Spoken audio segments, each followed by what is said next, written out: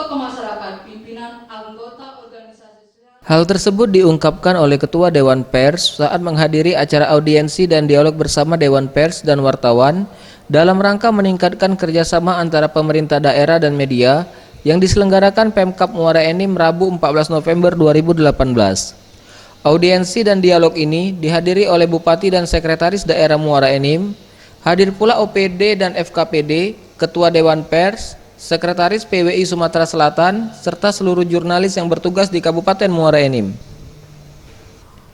Acara yang digelar di Ballroom Gria Sintesa Hotel ini mengusung tema regulasi media dan sinergi media dengan pemerintah daerah.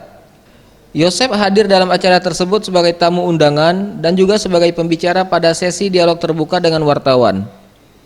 Saat diwawancarai usai acara, Yosep meminta agar media lokal yang ada di daerah berperan aktif untuk menggali dan mempublikasikan berbagai program pembangunan, adat dan budaya, serta kearifan lokal. Tugas kita adalah menghadirkan satu berita yang memang bisa dibaca oleh penduduk lokal. Lupakan berita-berita politik Jakarta, hiruk pikuk politik Jakarta.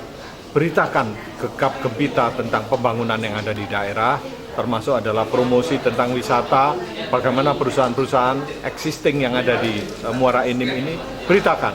Karena itulah sebetulnya. Zulfikri, Sriwijaya TV.